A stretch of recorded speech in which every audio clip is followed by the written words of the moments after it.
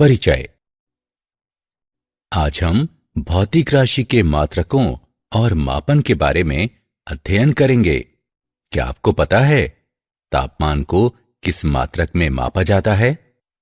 हाँ सर, तापमान को सेल्सियस में मापा जाता है। बहुत अच्छे, लेकिन तापमान का मानक मात्रक केल्विन है। लेकिन सर, हमें प्रत्येक राशि के लिए मानक मात्रक की जरूरत क्यों होती है? किसी राशि को अंतरराष्ट्रीय और वैश्विक रूप से मापने के लिए हम एक मानक मात्रक का प्रयोग करते हैं। अब आइए हम मात्रकों और मापन एवं संबंधित शीर्षकों का अध्ययन करें। उद्देश्य। इस पाठ के अंत में आप निम्न करने में सक्षम हो जाएंगे: मात्रकों और मापनों को परिभाषित करना, लंबाई के मापन को समझना, द्रव्यमान मापना, समय मापना, त्रुटियों का विश्लेषण करना, महत्वपूर्ण आंकड़ों को समझना, विमीय सूत्रों और समीकरणों को लिखना और वित्तीय विश्लेषण को समझना। मात्रक और मापन। भौतिकी के अध्ययन में मापन बहुत अधिक महत्वपूर्ण है। किसी भौतिक राशि के मापन में निम्न की जरूरत होती है: एक मानक उस रूप में जिसमें राशि को मापा जाना है, आंकिक मान जो ये प्रदर्शित करे कि भौतिक राशि में मानक कितनी बार आता है। मात्रकों को दो वर्गों में वर्गीकृत किया जाता है। वे इस प्रकार हैं: मूल मात्रक और व्युत्पन्न मात्रक। मूल राशियों के मात्रक मूल मात्रक कहलाते हैं। ऐसे मात्रक जो किसी भी आंकिक मान को शामिल किए बिना मूल मात्रकों की सहायता से व्युत्पन्न किए जाते हैं, व्युत्पन्न मात्रक कहलाते हैं। मात्रकों की अंतरराष्ट्रीय प्रणाली। लंबाई, द्रव्यमान और समय के लिए अंतरराष्ट्रीय रूप से 4 प्रणालियां हैं: MKS यानी मीटर किलोग्राम सेकेंड, CGS यानी सेंटीमीटर ग्राम सेकेंड, FPS यानी फुट पाउंड सेकेंड, SI यानी मात्रकों की अंतरराष्ट्रीय प्रणाली। सभी भौतिक राशियों के मात्रक मात्रक की SI प्रणाली में प्राप्त किए जाते हैं। लंबाई का मापन। जैसा कि आप जानते हैं, मीटर पैमाना, वर्नियर कैलिपर्स, स्क्रू गेज आदि लंबाई के मापन हेतु हैं। हम निम्न के लिए कुछ अप्रत्यक्ष विधियों का प्रयोग करते हैं: लंबी दूरियों को मापना और बहुत छोटी दूरियों को मापना। बहुत अधिक दूरी मापने के लिए लंबन विधि का प्रयोग किया जाता है। उदाहरण के लिए, पृथ्वी और चंद्रमा के मध्य की दूरी। आइए इसे एक उदाहरण से समझें। एक लड़की दो अलग अलग बिंदुओं P और Q से एक दीवार पर छड़ को देख रही है। वो ध्यान देती है कि छड़ की स्थिति दीवार के सापेक्ष बदलती हुई प्रतीत होती है। इसे लंबन कहा जाता है। P और Q के मध्य की दूरी आधार कहलाती है। बहुत छोटी दूरियों को मापने के लिए टनलिंग माइक्रोस्कोपी का प्रयोग किया जाता है, क्योंकि इसकी विभेदन क्षमता बहुत उच्च होती है। उदाहरण के लिए, एक अणु के आकार की गणना। द्रव्यमान का मापन। किसी पिंड के द्रव्यमान को पिंड में मौजूद द्रव्य की मात्रा के रूप में परिभाषित करते हैं। द्रव्यमान से संबंधित दो महत्वपूर्ण भौतिक राशियां हैं। ये राशियां हैं जड़त्वीय द्रव्यमान और गुरुत्वीय द्रव्यमान। जड़त्वीय द्रव्यमान: पिंड का द्रव्यमान पिंड के जड़त्व की माप द्वारा निर्धारित किया जाता है।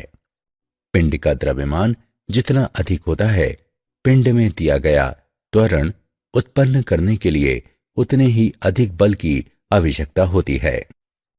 F बराबर ma, m बराबर F/a। किसी पिंड के जड़त्वीय द्रव्यमान को मापने के लिए हम जड़त्वीय तुला को उपयोग में लाते हैं। गुरुत्वीय द्रव्यमान, यह पिंड का वह द्रव्यमान है जो पृथ्वी के कारण इस पर कार्यरत गुरुत्वीय खिंचाव को निर्धारित करता है। पिंड के गुरुत्वीय द्रव्यमान को मापने के लिए हम सामान्य तुला का प्रयोग करते हैं। किसी वस्तु का द्रव्यमान इसके द्रव्यमान की ज्ञात द्रव्यमानों से तुलना करके ज्ञात करते हैं। परमाणुओं और अणुओं के संदर्भ में द्रव्यमान का मानक मात्रक एकीकृत परमाणविक द्रव्यमान मात्रक U है।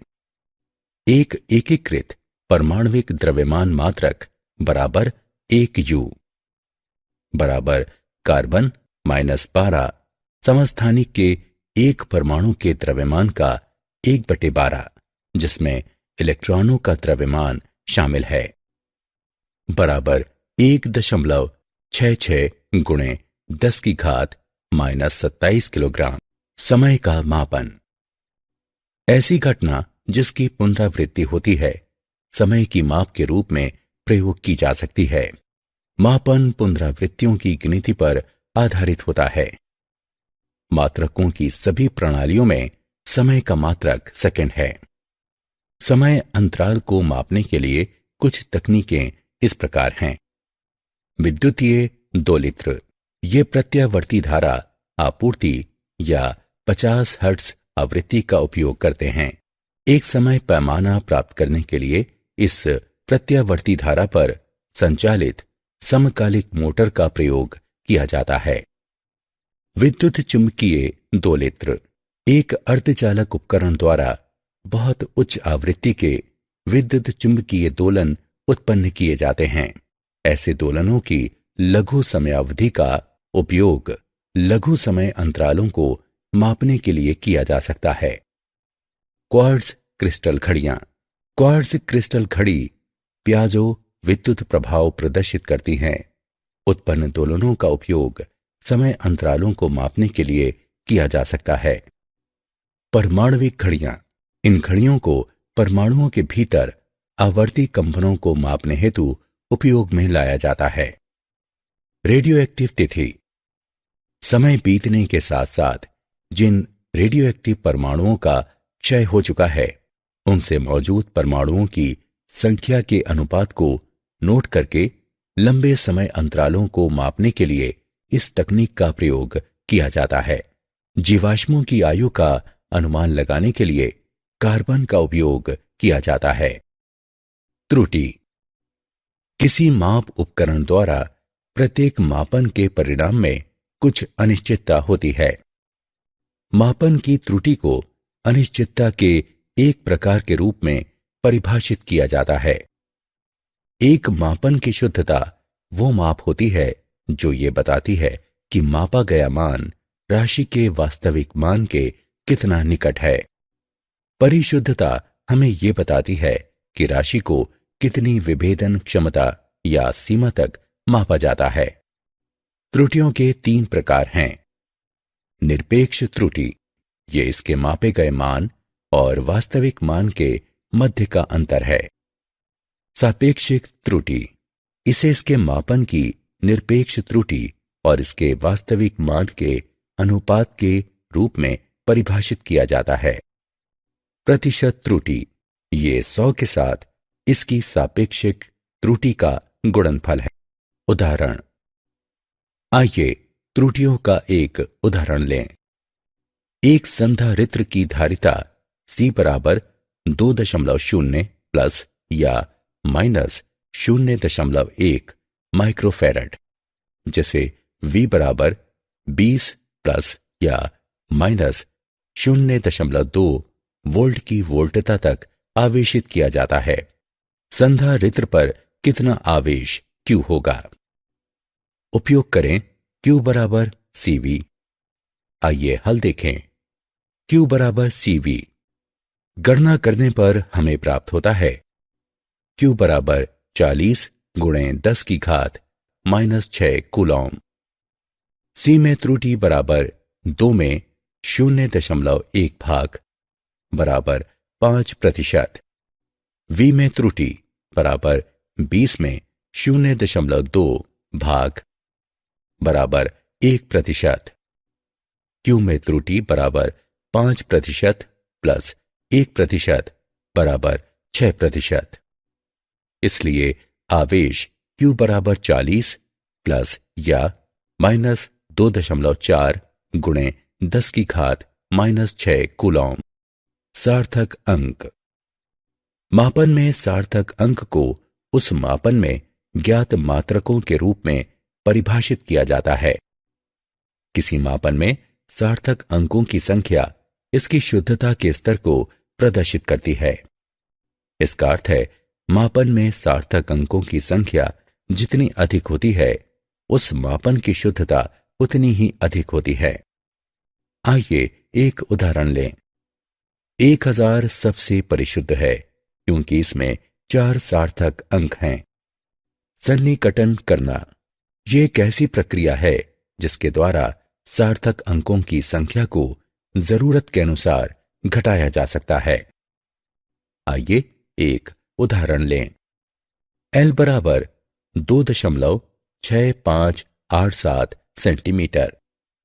सन्निकटन करने पर L बराबर 2.659 सेंटीमीटर। उदाहरण। आइए सार्थक अंक का एक उदाहरण लें।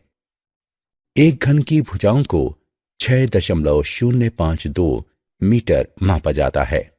इस घन का आयतन और संपूर्ण पृष्ठ क्षेत्रफल उपयुक्त सार्थक अंकों तक ज्ञात करें। आइए हल देखें। आयतन बराबर लंबाई गुणा चौड़ाई गुणे ऊंचाई। गणना करने पर हम प्राप्त करते हैं v बराबर 221.665 घन मीटर।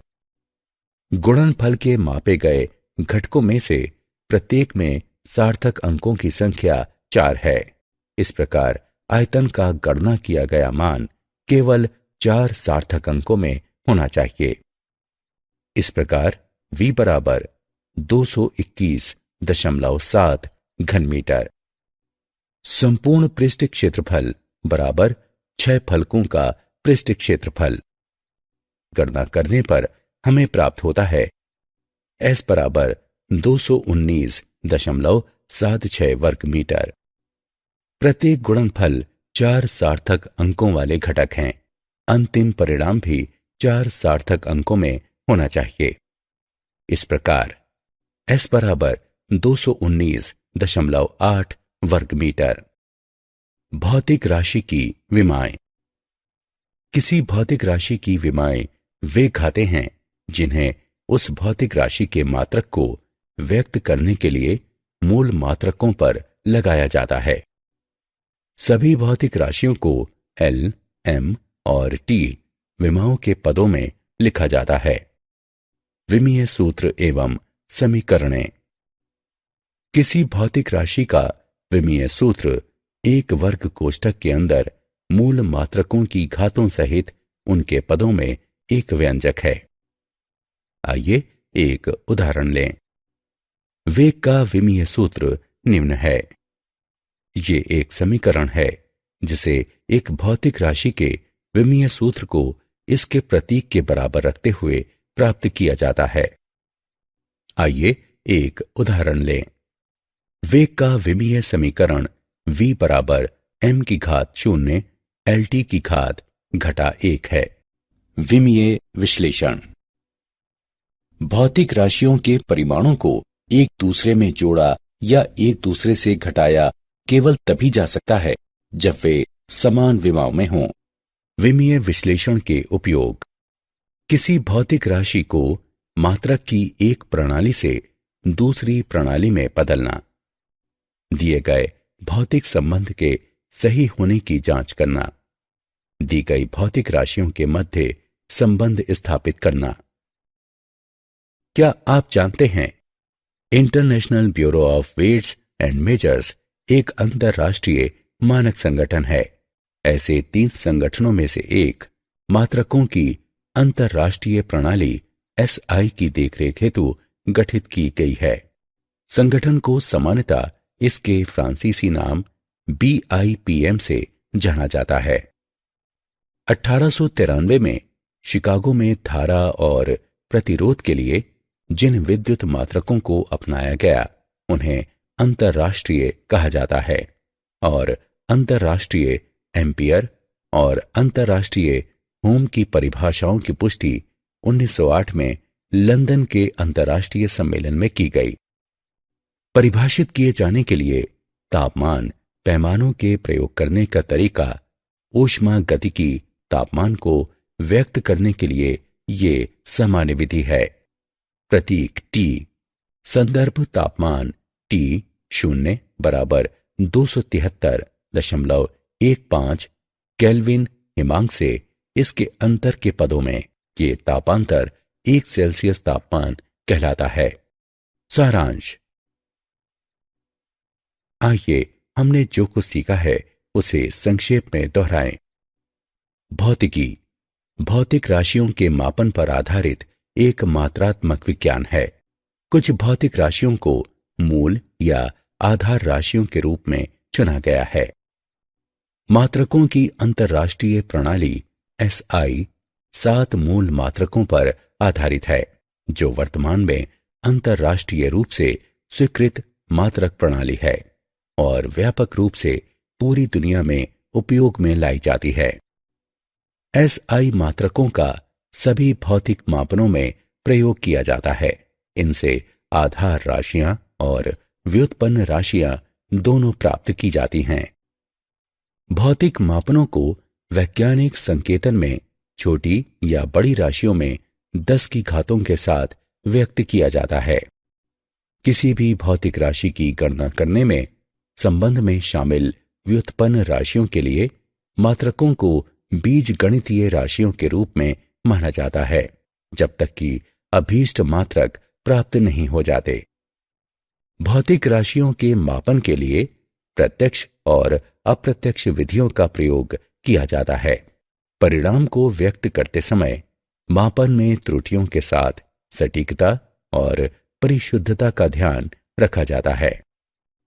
भौतिक राशियों आदि में संबंध स्थापित करके समीकरणों की विमीय एकरूपता की जांच करने के लिए विमीय विश्लेषण का उपयोग किया जा सकता है।